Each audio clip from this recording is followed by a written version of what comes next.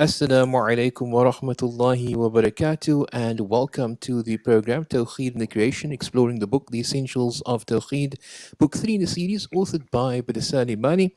My name is Muhammad Fasih Peterson, and for the last couple of weeks, we've been looking at Ayatul Kursi, the verse 255 of Surah Baqarah in the Holy Quran, a verse that we are familiar with. And we've been unpacking the aspects of the translation of this verse and looking at the Tawheed, the pure Tawheed to be found in the explanation thereof. With me is Budasali Mani. Budasali, Assalamu alaikum wa rahmatullahi. Welcome. Wa alaikum salam wa rahmatullahi wa barakatuh, Muhammad Fasih, and our listeners out there. Alhamdulillah, shukran so much for joining us, Budasali. And of course, tonight we'll continue with Ayatul Kursi. And we'll be looking at the seventh verse, the verse which deals with the throne of Allah subhanahu wa ta'ala, that is described in wasi'a kursi samawati wal ard, the concept of the arsh being described here. But certainly before we get into anything else, and I want to go back because I think it's always important for us to re-establish where we are.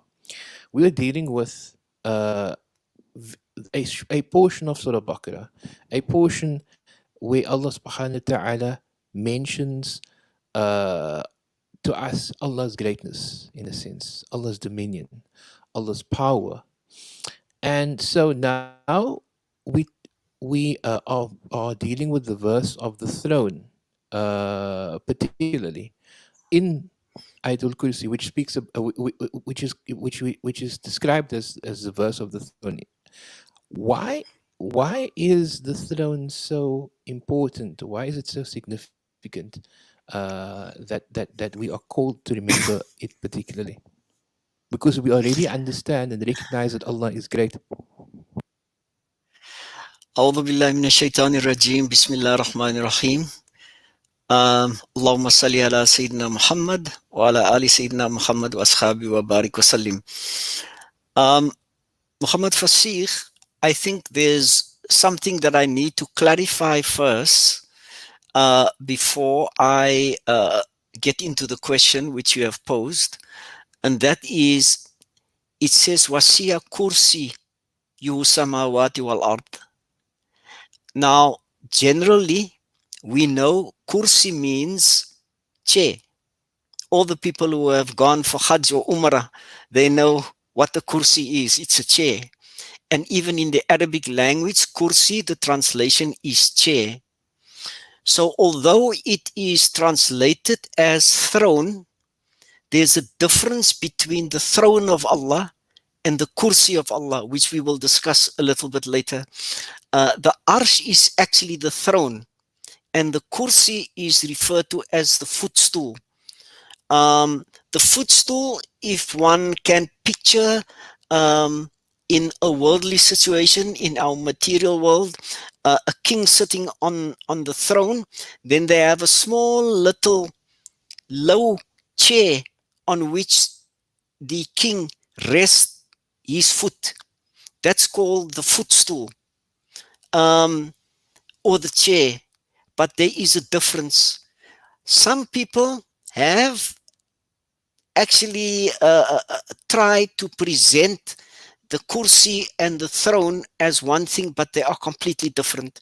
I must make that absolutely clear, that there is a big difference between the arsh of Allah subhanahu wa ta'ala, the throne, and the kursi, which is the footstool. Now, when we talk about, coming back to your question now, why is Allah referring us to his throne? In the previous sessions, Allah said Allah is the owner of the heavens and the earth. Now, another sentence in the same verse of Ayatul Kursi speaks about also what Allah actually owns and controls. Now, the throne in our world refers to the seat of power that governs everything that falls within that particular kingdom where the throne has authority. Now, in this case, Allah makes it quite clear. The arsh includes the heavens and the earth, and it's plural. It says heavens, plural. And I think we need to just touch on what that means when we say heavens and the earth. So Allah refers to our planet Earth here and our universe and all the other heavens. So we are supposed to ponder on that Allah is not uh, just the creator of something that we don't know what it is. Allah makes it clear to us now. Even those things that we are unaware of, Allah is the owner of the heavens and the earth. And that is where the concept of the kursi and the arsh comes in, Muhammad Fasih. The voice of Badasani Mani. This is the program Tawhid and the Creation, exploring the book The Essentials of Tawhid. And of course, that is book 3 in the series, authored by Badasani Mani. Tonight, we are looking at the 6th verse of Ayatul Kursi, which of course deals with the kursi, the chair, the footstool, in a sense, as Badasani has mentioned. And Badasani, if we make this distinction between the arsh, which is the throne, the kursi, which is the chair, I think it's a common misconception by virtue of the fact that when we think about a throne, we think about a chair. So Yes. people could easily confuse the chair with the throne, because we're thinking, well, a kursi is a chair, it's something you sit on. So therefore, a throne is described as something you also sit on. So therefore, one and the other. But in this case, we're talking about uh, the kursi. We're talking about the arsh being two different things or different elements. Um, now, but sorry, if we explore this a bit further, when we say that this kursi, or this footstool, in a sense, um, is located in proximity to the throne. Um, are there any descriptions given around what it might look like, or what is in proximity to this kursi in itself? Do we get any descriptions from the Sunnah, from the Quran, that describes where it is and what surrounds it, or whatever the case may be? Okay, again, I'll have to take one step back, Muhammad Fasih, and start with what we are familiar with in our world.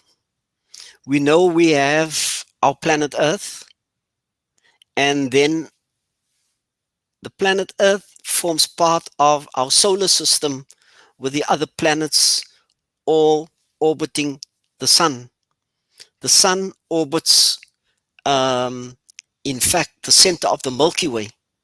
And even the Milky Way, it is said, is in an orbit of its own. Now, that gives us an idea of size. Now, when we talk about size, we on the planet Earth and part of the Milky Way, we form part of what we refer to as our entire universe. Now, our universe, in several places in the Quran, Allah subhanahu wa ta'ala refers to this universe in which we are living as the lowest heaven. Now, the lowest heaven forms part of what? It forms part of all the other heavens that exist, and we are the lowest heaven. Now, we are given a clear indication there are 7 heavens. Now, 7 heavens must not be mistaken for what people used to believe way back before we discovered this. They thought it referred to the atmosphere above the planet Earth. the different layers within our atmosphere. And when they look up, they see the heavens, and that is the heaven to them. What we what most scholars have understood this to mean is that when we talk about heavens, we're actually talking about other worlds.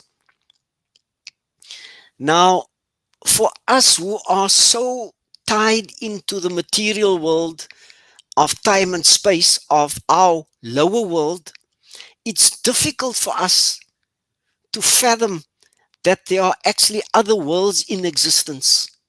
And Allah makes it clear we should not fall in the trap to think that our universe is the entire creation out there. There are other forms of creation, and it's referred to in Quranic terms as the seven samawat, the seven heavens, and most of the scholars have interpreted that as seven separate levels of existence where the laws are completely different from the way it operates in our lower heaven. Muhammad Fasih. On that note, it's time for us to take a break. Inshallah, when we come back, we will continue. Stay tuned to the Voice of the Cape 91.3 FM.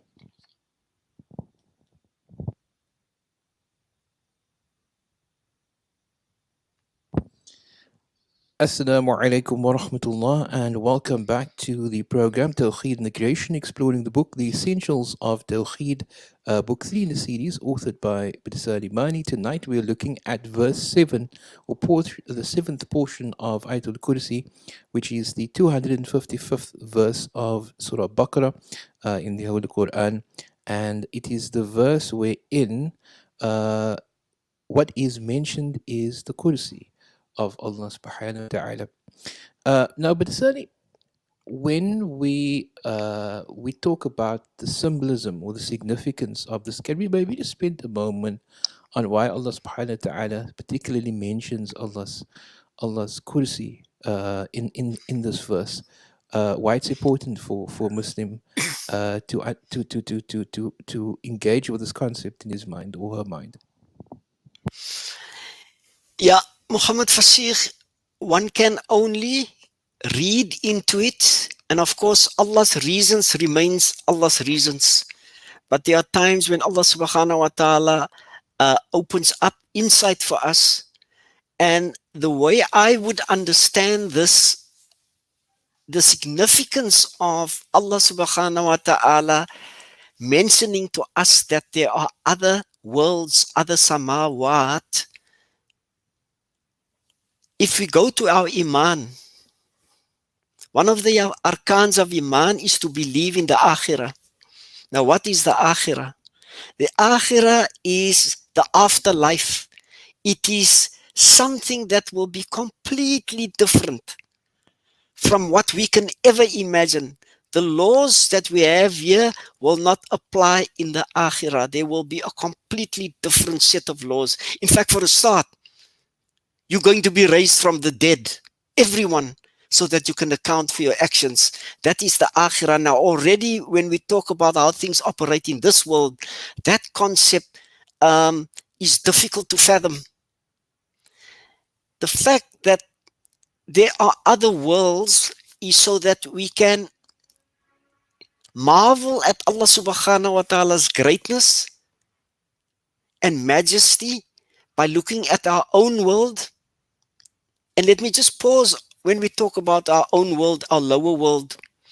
Our lower world is so big, and I'm talking the universe now. When we talk the lower heaven, we're talking the entire material universe of which we form part, a small part of it, a tiny, tiny, tiny fraction of it. Scientists, with all the sophisticated technology, don't even know yet how big the universe is. With the telescopes and all the high-tech equipment that they have developed, they've established that the universe that they can observe, that they're aware of, is 93 billion light years. 93 billion light years. Subhanallah. Now, if we say 93 billion light years, we must understand what is a light year. Now, I'm just going to throw the numbers up, and I know it might sound very confusing to people. A light year is the distance that light travels in a year. How fast does light travel? 300,000 kilometers in a second. So every second of a year, for every second within a year, for each of those seconds, light travels at 300,000 kilometers. Now, if you work out the distance, you must actually take out, and I'm just going to mention it without giving an actual figure. There's about 32 million seconds in a year. I actually worked it out. You must take 32 million seconds, and for each second, it travels at 300,000 kilometers. And then you must multiply that. That's only 1 year. And what did we say? It's 93 billion light years. So it's 93 billion times 22 million times 300,000 kilometers. That's as far as their equipment allowed them to go to establish how big that area is that they can actually see with their equipment. It's said to be 250 times even bigger than that.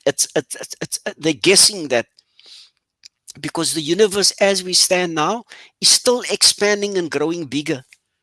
So it becomes mindless. You can't fathom this kind of information with the mind. Even with all the equipment that's available, you get utterly and totally lost. So this is only our lower heaven. Now, subhanallah, there are other heavens that's even bigger than that. Now, I forgot what your question was even now. Your question was... Well, the question was basically, why is it so significant? Why is it significant for us uh, that we should engage with this concept of the oh, kursi in yes. our minds? Yeah. Now, if we talk about the kursi is the ceiling or the roof above the seven heavens. It's a boundary beyond which anything in creation is debarred from going past. Creation cannot go past that point where the kursi is. The kursi, in fact, covers the entire seven heavens, or the seven different types of existence that one finds. Now, if you take the information that we've given about the lower heaven, now what is the distance between the first heaven, our lowest heaven, or the lowest heaven? So it would be let's call that number 1, and then we go up to number 7. So from number 1 to number 2, somebody asked actually Rasulullah this type of question. Can we believe it? 1400 years ago, they asked Rasulullah, what is the distance between the first heaven and the second heaven? Now, obviously, they didn't have the sophisticated equipment and even methods of calculating anything close to what we are able to calculate today. And Rasulullah said, the distance between the first and the second heaven is like a person traveling for 500 years. For 500 years. And if you talk about traveling, then traveling, Rasulullah didn't, in those days there weren't aeroplanes, but obviously he was aware, and Allah knows, that there would be aeroplanes, there would be jets, there would be all sorts of things. It could even be that at some point we are able to develop technology that can move as fast as light. Up to now, nothing moves faster than light in our universe. But say it's at the speed of light, it gives you an idea of that. But he also used another example. He said, in comparison, the first heaven to the second heaven is like taking a ring of a person and throwing it in the Sahara Desert. uh, the analogy is a ring thrown in the Sahara Desert. Even if you're close by and you throw the ring in the sand, you wouldn't be able to locate it. If you move a little bit away, it completely disappears. And what if you far, far, far away? And between every single heaven, he says, is the distance or the equivalent of size of a ring compared to the entire uh, desert out there. So that gives us a hint of when Allah speaks about His kingdom that He created, then our minds can't cope with it. Our minds can't even cope with this lower heaven. So if we go beyond that, and that is like a ring in the desert compared to the next level, compared to the next level, compared to the next level, then you can think of how insignificant our entire planet is. And what's still about us? What's still about the size of our brains, Muhammad Fasih? And yet we think we are so clever when we can't even fathom what is going on in our own lower universe. So now it gives us the greatness of Allah subhanahu wa ta'ala, the majesty of Allah subhanahu wa ta'ala is what we should be able to extract from the fact that Allah is referring us to the kursi, is the ceiling about his above the seven heavens. The voice of Badisani Mani. This is the program Tawhid Negation, exploring the book The Essentials of Tawhid, book 3 in the series, authored by Badisani Mani. Tonight we are looking at the seventh verse, which explores the concept of the kursi of Allah subhanahu wa ta'ala. When we come back after this break, inshallah, we will continue. Stay tuned. Maybe you should ask Muhammad Fasih about the significance, because the seventh heaven is mentioned specifically. What is the significance of the seventh heaven? I wanted to maybe also just spend a moment on once again classifying the heavens Yes. in terms of speaking about dimensions rather than space. Yeah. So people get an understanding, because obviously when we're talking about the seven heavens, we think about physical space. If you travel long enough, you get to the second heaven. If you travel long enough, you get to the third heaven. That's the Yes. concept that we have, because also it helps a person's mind process the concept of the Unseen. of not only the unseen but also of mi'raj, Yes. traversing not just time and space, but passing from one realm or one reality, one universe to another universe, from one dimension to another dimension, so to Yeah. speak. Uh, And maybe you must mention the question of the Miraj, inshallah, because something significant happened at the seventh heaven also. inshallah, inshallah. No Inshallah. problem. Assalamu alaikum wa rahmatullahi wa barakatuh. Welcome back to the program Tawhid Negation, exploring the book The Essentials of Tawhid, book 3 in the series, authored by Padasari Mani. Tonight, we are looking at the seventh portion of Ayatul Kursi, which is the 255th verse of the Holy Quran. And we are exploring the verse wherein Allah subhanahu wa ta'ala describes Allah subhanahu wa ta'ala's throne. It says in the verse, وَسِعَ كُرْسِيُّ السَّمَاوَاتِ وَالْأَرْضِ. His throne includeth the heavens and the earth. Now, Badasani had mentioned in the previous segment the fact that the kursi, in essence, is the boundary for all existence in the seven heavens, basically. So that is the boundary. Nothing can pass beyond that. And so we obviously understand that we are talking about concepts and terms from a perspective that we understand. So when we speak about heavens, Bidasani, are we speaking about space? Are we speaking about dimensions? What are we speaking about? What are we referring to when we talk about heavens? Are the seven? Is it described to be seven heavens, as in seven places where there's an Earth and a Mars and a Venus and all of these other things, these planets, as we understand it? Or are we talking about something completely different to what we conventionally understand it to be?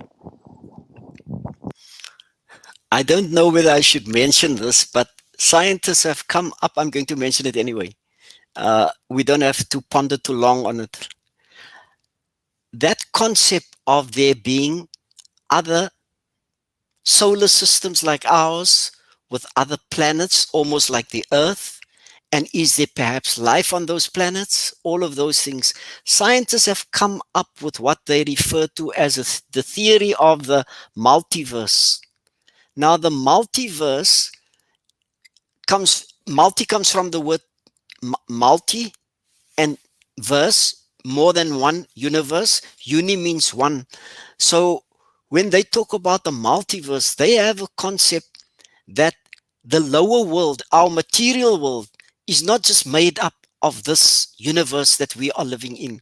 They believe that there are other variations that's similar to ours.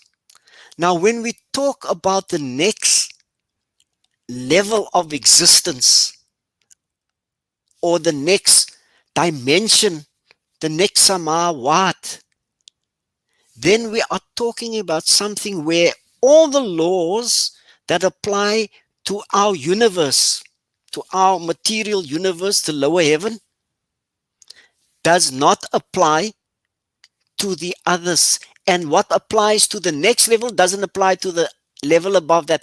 Each level has a completely different structure, different laws, different makeups. So it's nothing like what we can explain or make a comparison to in our universe, to compare it to any of the other samawat. Muhammad Fasih.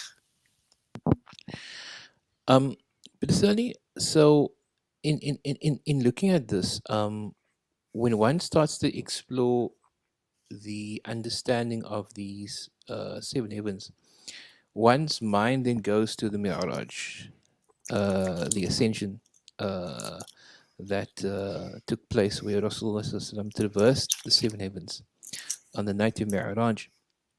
So, in looking at what happened, uh, how does one understand that traveling, that sense of traveling, in line with the concept of seven heavens?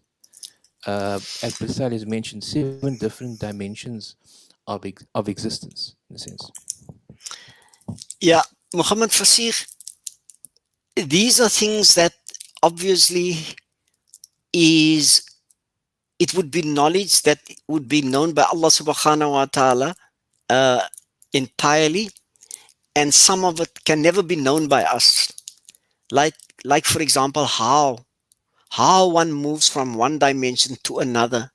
The only two things which I would like to mention is that the first thing is that Allah subhanahu wa ta'ala prepared the heart of Rasulullah when he was a child, and later on again, So, his heart was purified, sallallahu alaihi wasallam, to undertake this journey and to make it prepared for this most unusual, otherworldly thing. And the second thing I think that we have to keep in mind is that Allah subhanahu wa ta'ala sent a heavenly vehicle, a heavenly means of transport, a means of transport that's able to move from one dimension of existence or creation through to the next without it being a, a big problem. Like we can't take ordinary aircraft or jet and just let it go up into the atmosphere. There's a certain point at which it can't cope with how the laws apply at that levels. The Burak was a vehicle that Allah subhanahu wa ta'ala created, designed to go wherever Allah wanted it to go. And obviously that was the other means of how Rasulullah was able to move from one heaven to the other. And the fact that Allah subhanahu wa ta'ala prepared his heart before the time to undertake this particular journey, Muhammad Fasir. But Sally, it looks like we have run out of time for the show this evening. But of course, we would like to continue, I mean, in the next program with this seventh verse because there's so much to unpack. And of course, if you would like a copy of the book, The Essentials of Tawhid, or any of the other books in the series, including The Big Bang, The Amazing Human Body, you're welcome to visit salimani.co.za. Navigate to the books tab and download a free PDF copy of any of the books. And also, if you would like to explore the concept of the aspects, or if you'd like to explore any of the concepts that have been mentioned in the show in a little bit more detail, Badisani is also engaged on the topic of the Ayatul Kursi. Badisani has spoken about predestination or engaged in the topic of predestination in various online classes. And you're welcome to go on to YouTube and search for Salimani, and you'll find all of those videos up there as well, inshallah, on the YouTube. Muhammad Fasih, if I could just say, some of these concepts are very difficult to understand. When we did it on YouTube, we actually had slides and pictures to demonstrate the concepts of the multiverse and the universe and so on. So if people go to the YouTube channel, they will find it easier to follow some of the concepts. And if we explain things when inshallah next week, then they have an idea of what we're actually talking about. So if they go to the channel and go to the Ayatul Kursi, they will find the pictures that illustrates the concept and makes it a bit more clearer, inshallah. Inshallah, I mean, shukran so much, Badisani. And of course, if people would like to also follow along with those classes, they are in order. So we've got to do, if you want to go to a specific section, is just go right to the, you follow the dates, and you'll find that particular, you'll find the first of those classes, and you can follow along. And as Basal has mentioned, there's a visual element there, so you'll be able to better understand and put these things together. But Sari, shukran so much for joining us this evening on the program. And of course, alhamdulillah, we look forward to next program where we can engage further on the seventh verse, critical verse, I would say, of the Ayatul Kursi. And all the best. Stay safe, Ameen. And wassalamu alaikum wa rahmatullahi wa barakatuh. Shukran for inviting me, Muhammad Fasih. It's my pleasure. And I would like to thank you for the opportunity to share these thoughts and ideas with you and the listeners out there. Assalamu alaikum wa rahmatullahi wa barakatuh.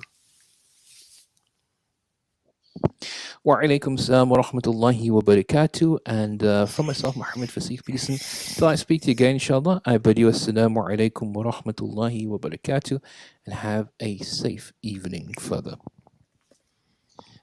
I'm going to stop this recording. Yeah.